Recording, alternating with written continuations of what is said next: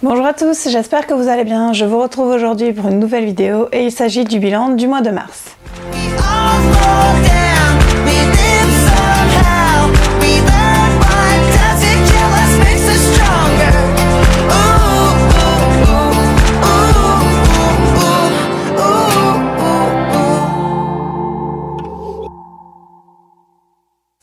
Donc comme je vous le disais en introduction, il s'agit du bilan du mois de mars 2018 et on commence tout de suite par le premier point, il s'agit des chiffres.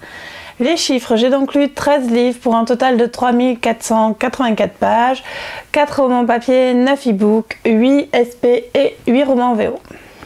Deuxième partie de ce bilan, il s'agit donc du point en vedette.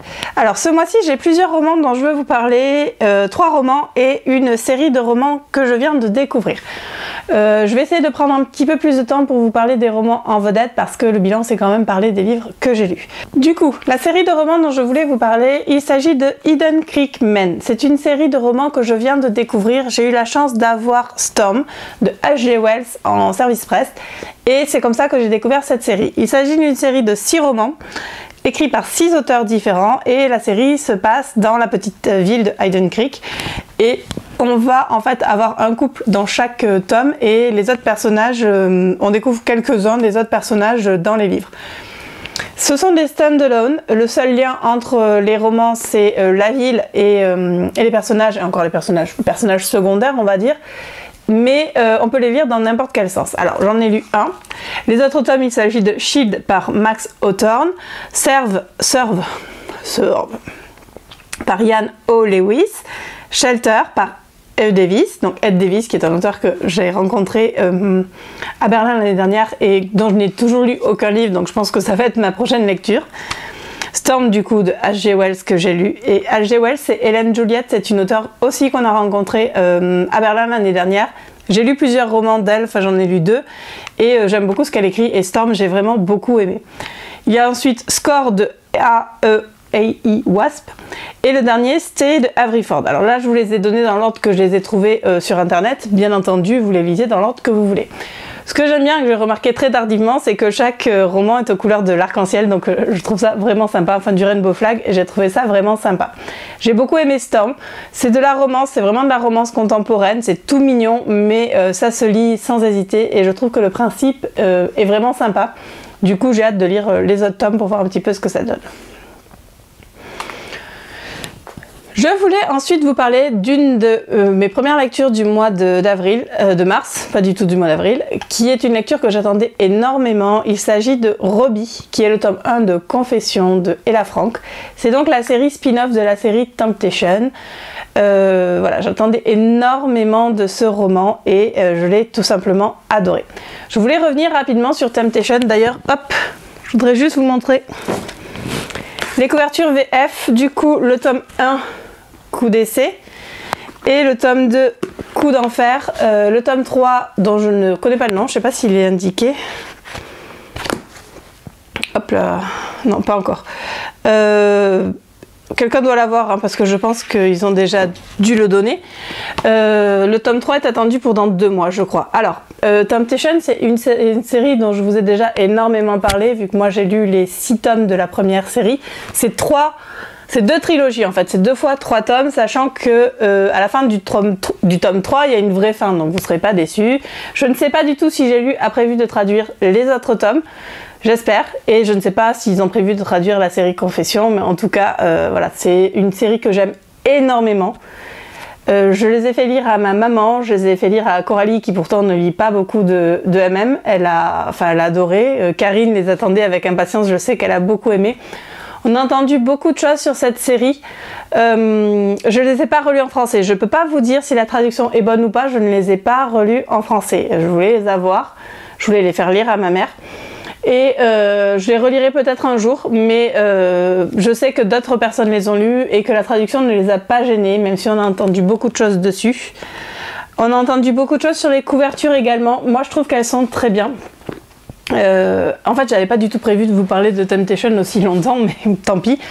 Alors, les couvertures, elles sont là.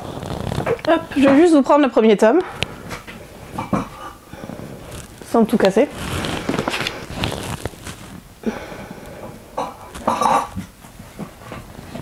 Voilà, on va y arriver. Du coup, le tome 1, coup d'essai. Ça, c'est la couverture VF. Ça, c'est la couverture VO originale. Quand la première trilogie est sortie, c'est cette couverture qu'il y avait dessus. L'auteur, pour la sortie de la deuxième trilogie, a travaillé avec un couple de mannequins, enfin un couple, ils ne sont pas du tout en couple, enfin avec 2 mannequins, qui illustrent parfaitement les personnages de Tate et Logan. Donc ça, c'est la couverture la deuxième couverture du tome 1. Ok? Donc en gros, ça donne ça. Hop, pour la VO. Et je vais ranger. Et ça pour la VF. Alors, moi, personnellement, je ne comparerai pas les couvertures entre elles. La seule chose que je peux dire, c'est que Temptation, c'est une série qui est basée sur ses personnages. En soi, l'histoire n'a rien de transcendant. Ce qui est intéressant dans cette série, ce sont les personnages, c'est-à-dire Tate et Logan, comment ils évoluent, comment ils réagissent, et toute la série est centrée sur les personnages. Quand on est fan de la série, voilà, c'est celle-là, parce que c'est Tate. C'est... Voilà, il n'y a pas à chier, c'est Tate. Quand on ne connaît pas la série, ça, c'est beaucoup plus parlant. Alors, je sais, ça fait polémique et on en a parlé avec Loïc et c'est pour ça que je voulais vous en parler aujourd'hui parce que, pour moi, une couverture doit aussi refléter le roman. Je ne pense pas que cette couverture ou cette couverture soit plus adaptée au roman. Celle-ci est pour les fans. Celle-ci permet de découvrir la série. Elles sont ni moches ni belles. Franchement, moi, les deux me vont. J'adore celle-là, forcément, parce que je suis fan de la série et fan des personnages et que je trouve qu'elle est très belle. Celle-là me convient aussi entièrement. Je trouve que J'ai lu a fait un beau travail et il ne faut pas oublier que ça permet, mine de rien, de mettre à la portée des personnes qui ne lisent pas en anglais des romans et des romans de qualité comme la série Temptation. Voilà pour Temptation, j'avais pas trop l'intention de vous en parler, mais au final, ben voilà, c'est fait. En ce qui concerne Robbie, c'est un MMM. Robbie, c'est un personnage qu'on découvre dans le premier tome de Temptation, donc dans Twilight, donc ou DC. C'est un personnage que j'ai beaucoup aimé et qui est très drôle, et c'est un personnage secondaire, mais il est très drôle et très fort. Et quand on le retrouve dans la deuxième trilogie, j'avais hâte de voir ce que l'auteur pouvait nous proposer. Il y avait une piste avec un personnage, et dans le dernier tome, ça part complètement en sucette, on s'attend pas du tout à ça. Mais j'ai bien aimé. Moi qui adore les MMM, je me suis dit, oh punaise, si elle part là-dessus, ça va être génial. Elle l'a fait, elle part sur un MMM. Le tome 1, donc Robbie, le tome 2 sera sur Julien, et le tome 3 sera sur Priest. Le tome 2 est annoncé pour le mois de mai. Et le tome 3, on n'a pas encore de date. J'ai adoré Robbie. C'est un de mes gros coups de cœur de l'année parce qu'il est vraiment génial. C'est un roman qui est très fort. On retrouve tout ce qu'on aime dans Temptation, c'est-à-dire qu'on va être encore une fois centré sur les personnages. Comme je le disais, l'histoire n'est pas transcendante. Il n'y a rien de phénoménal dans cette histoire-là, mais ce qui est intéressant dans la façon dont l'écrit l'auteur, c'est la façon dont elle va nous expliquer, nous présenter les personnages, nous expliquer ce qu'ils ressentent, et on va en fait évoluer avec eux, et on va ressentir tout ce qu'ils ressentent avec eux, et c'est vraiment ce qui est très très fort dans la plume de Ella Frank, cette façon qu'elle a de mettre les personnages en avant. C'est érotique. Alors, je n'aime pas la romance érotique. Je n'aime pas ça en MF et je n'aime pas ça en MM. J'en lis très peu. Voilà, j'en lis très peu. Et de la très bonne romance érotique, Temptation et Dark Skies. Voilà, pour moi, ce sont les deux romances érotiques que j'ai adorées, tout simplement parce que, au-delà des scènes de cul qui sont très très bien écrites, il y a une histoire. Et chaque scène est justifiée. Il n'y a aucune scène dans ces romans qui, à mon sens, n'est pas justifiée. Encore plus dans Dark Skies, qui est vraiment un roman que j'ai adoré.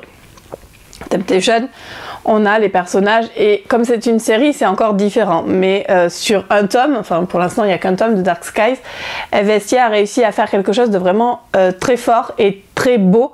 Et voilà, je vous parle de romance érotique alors que j'avais pas du tout prévu de vous parler de ça, mais c'est pas très grave. Et voilà, c'est ce que j'aime énormément. J'en ai lu d'autres dans lesquels je trouvais qu'il y avait trop de sexe. Du coup, je n'aime vraiment pas ça. Mais voilà. La série Temptation, donc du coup, Ella Frank, j'ai envie de dire, et Fred, donc Vestiaire, ont réussi à faire des romances érotiques qui, pour moi, sont parfaites. Donc voilà. Voilà ce que je voulais vous dire sur Robbie. Je vais donc enchaîner ensuite sur l'autre roman dont je voulais vous parler. Il s'agit, et cette fois-ci je l'ai en papier, hop là, je vais prendre les trois d'ailleurs, de Wildfire. Wildfire qui est le tome 3 de la série Forever Wild de Lucy Lennox. Alors, Forever Wild, c'est le tome 1 Facing West. Regardez cette couverture. Le tome 2, Felix and the Prince, où la couverture est encore plus belle, si c'est possible. Et le tome 3, Wildfire, donc où la couverture est tout simplement magnifique. Alors, je dois d'abord vous parler des couvertures, parce qu'on en parlait tout à l'heure. J'adore ces couvertures, je les trouve magnifiques. Alors, c'est pas parce qu'on a un mec torse-poil, hein. Pas que. Mais bon, ça joue. C'est toute la composition de ces couvertures. La personne qui a fait les couvertures, donc j'ai appris que c'était une fille. Elle s'appelle, son pseudo c'est Angsty G. Elle s'appelle Sam, d'ailleurs. J'aime énormément tout ce qu'elle fait. Et d'ailleurs, je pense que je vais bientôt vous faire une vidéo sur ces couvertures. Parce que moi, j'en ai plusieurs, où je vous mettrai des photos. Je vois là-bas, j'ai Hero de Victoria Sue qui est sorti chez Amixem, qui est aussi fait par cet auteur-là. Et un autre qui est là-bas en bas derrière, donc je peux pas vous l'attraper. C'était... Jericho's Freedom, qui est nul à chier, enfin qui est nul à chier, non, c'est un Mpreg et j'aime pas les Mpreg, mais la couverture était tout simplement belle et je l'avais acheté l'année dernière rien que pour la couverture. Donc voilà, celui-là, Lucy Lennox, je vous en ai déjà parlé plein de fois. Cette série Forever Wild est pour moi sa série, enfin elle est top, voilà. La série d'Emen Marian, donc j'en ai encore 4 à lire, je l'aime beaucoup, mais Forever Wild, on sent vraiment c'est ça. On sent vraiment la maturité de l'auteur et la maturité de sa plume, et celui-là c'était mon préféré. Je l'ai dévoré en 2 jours. C'est vraiment mon préféré pour l'instant de cette série, mais à chaque fois que j'en lis un nouveau, ça devient mon préféré. Celui-là est tout simplement génial et j'ai beaucoup aimé. Donc pour l'instant c'est que en anglais Lucy Lennox, mais j'espère vraiment qu'elle va être traduite parce qu'ils sont tout simplement super. Le dernier roman dont je voulais vous parler, c'est Une route longue et sinueuse de TJ Klune, qui est donc le 4e tome de L'ours, la loutre et le moustique, publié chez Dream Spinner Press. Je l'ai adoré, voilà, il est enfin sorti en français, il est génial. C'est une des rares séries de Dream Spinner que je lis en français, et je tiens tout d'abord à souligner l'excellent travail de traduction. Parce que oui, on parle des couvertures, on parle des histoires, mais on ne parle pas assez des traductions. Certaines traductions sont mauvaises, on va pas dire le contraire. Chez DSP, parfois, c'est pas top. Là, je ne peux pas dire autre chose que la traduction était bonne. Je l'ai lu en entier, en français. Je n'ai pas une seule fois levé les yeux au ciel. Je n'ai eu aucun moment où je me suis dit, mais qu'est-ce qui s'est passé? Elle est top, voilà, la traduction est top, on ne peut pas dire le contraire. J'ai retrouvé avec bonheur la plume de TJ Klune. J'adore cette série. J'ai lu les 4 tomes en français d'ailleurs, alors que ces autres romans je les lis en anglais. C'est génial. Ce sont des personnages que j'aime énormément et je crois que Bear est mon personnage préféré dans le MM, parce que c'est un personnage complètement déjanté et je crois que jamais je n'aimerais un personnage autant que j'aime Bear. C'est la fin parfaite pour une quadrilogie, je sais pas comment on dit, pour une série en tout cas qui l'est tout autant. C'est fort, c'est beau, on rit, on pleure, on ressent tout un tas de choses et on dit au revoir à ces personnages avec le cœur serré, mais on se sent bien parce que effectivement, comme le dit l'auteur, aussi bien au début qu'à la fin, il faut que ça s'arrête et c'est tout simplement génial. Donc j'ai vraiment énormément aimé ce tome. Toute la série d'ailleurs, et je peux que trop vous conseiller de le lire dès que possible. Le 3e point de cette update est donc ce qui va se passer en avril, et j'ai décidé également de vous rajouter un petit point sur mon humeur, parce que en discutant je me suis rendu compte que ce bilan était vraiment très court et j'avais envie de vous parler un petit peu plus, enfin de développer quelques autres choses sans pour autant repartir dans les vidéos de 3/4 d'heure ou de 1/2 heure comme je pouvais faire avant.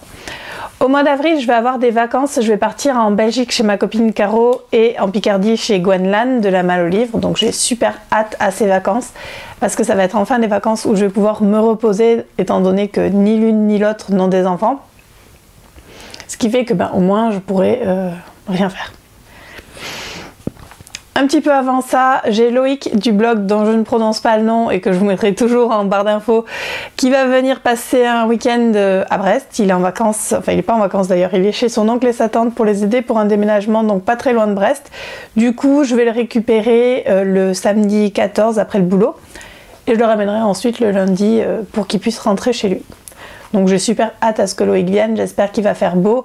Et on a prévu quelques vidéos, sachant que normalement demain vous aurez en ligne la première partie de la vidéo qu'on a tournée au Salon du Livre, sachant que la deuxième ou troisième partie, je sais plus exactement combien de vidéos on a fait, mais en tout cas la dernière partie était un petit peu floue. Du coup on n'a pas de conclusion, donc voilà, je sais pas trop comment va se finir cette vidéo, mais il manque un bout en tout cas. Au niveau de mon humeur, alors déjà personnellement je suis très fatiguée, j'ai l'impression de dire ça depuis le début de l'année. Vous l'avez peut-être vu, je lis un petit peu moins. J'ai beaucoup de services presse, mais c'est de ma faute aussi parce que j'en demande beaucoup, donc je suis en train de voir pour revoir ça. Je travaille avec 4 boîtes de pierres américaines donc, qui me proposent pas mal de services presse, donc j'avais tendance à dire oui un peu à tout. Je suis en train de revoir ça et d'avoir un petit peu moins de service presse pour avoir un peu plus de lecture plaisir et voilà, lire ce que j'ai envie de lire et ne pas enchaîner les services presse. Quatrième et dernier point de cet update, mes Dream Spun Desire. Le mois dernier, je vous disais que j'avais eu des problèmes au niveau des livraisons de DSP. Alors ça a été assez compliqué, j'ai dû relancer plusieurs fois. Mais ce que j'aime beaucoup, c'est que ils sont très réactifs et que finalement, ils m'ont réexpédié mes commandes et j'ai enfin reçu les 2 commandes qui me manquaient. Donc en général, j'ai mon prélèvement vers le 15 du mois et je reçois les livres. Donc par exemple, au mois de mars, je vais être prélevée pour les livres qui sortent au mois d'avril. Donc là, j'ai reçu courant mars ceux de février et ceux de mars. Donc ça commençait à faire long. Du coup, là, j'en ai 2 à vous présenter. Je préfère me garder ceux que j'ai reçus pour le mois de mars pour le prochain update parce que je ne sais pas si j'aurai reçu ceux d'avril. Et donc, du coup, vous en présentez 2. Il s'agit de Swan's Revenge de Shira Anthony et Teaching Ben de chez Connor. Du coup, je vais lire les résumés rapidement et vous expliquer de quoi ça parle. Alors, Swan's Revenge, du coup, alors qu'il était adolescent et plutôt grassouillé, le cœur de Jimmy Zebulon est brisé le jour où son high school crush, donc Danny Parker, détourne le regard alors que ses copains, enfin ses coéquipiers sont en train de tourmenter Jimmy. 15 ans plus tard, Jimmy a disparu, il est remplacé par le magnifique Graham Swan, un avocat beau comme une star de cinéma, et qui détient son propre cabinet. Bien entendu, Graham est Jimmy, mais le petit Jimmy et son passé est loin derrière lui, et il a décidé d'aller de l'avant et d'oublier tout ce qu'il pourrait lui rappeler cette époque-là. Seulement, pour son... C'est chiant. Jusqu'au jour où Dan Parker, un avocat, vient travailler dans le cabinet de Jimmy. Dan a été blessé quand il était au collège pendant un match et au final c'est ce qui lui a permis de enfin vivre sa vie et sortir du placard.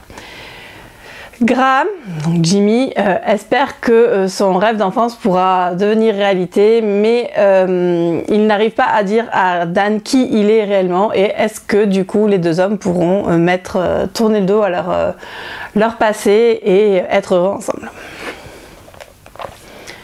Le deuxième, il s'agit de Teaching Ben de chez Connor. Il a l'air pas mal celui-là. Du coup, c'est l'histoire de Ben Cooper qui vient juste de quitter l'armée. Il est prêt pour un nouveau départ. Il s'est éloigné de son père qui était plutôt dominant et il peut enfin faire ses propres choix et il est sorti du placard. Il va faire la rencontre de David, qui est l'assistant de son prof de fac. Et bien que David soit exactement tout ce que Ben recherche, il ne peut pas se résoudre à avoir une relation avec lui étant donné que c'est l'assistante du prof. De son côté, David, qui a l'âge de Ben, a une vie qui a vraiment, sa vie a vraiment pris un chemin différent.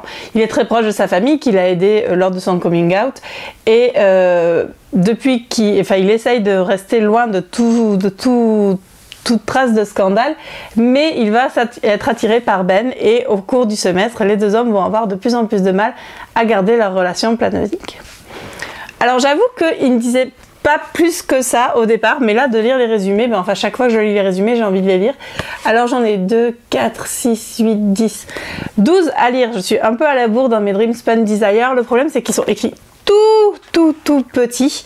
Du coup j'ai du mal à me décider à les lire, donc c'est pour ça que pour l'instant j'en ai autant, mais je pense que celui-là je vais le commencer assez rapidement parce que j'aime bien les histoires avec des trucs à la fac, donc je pense que celui-là, dès que j'ai fini mon SP, ça va être ma prochaine lecture.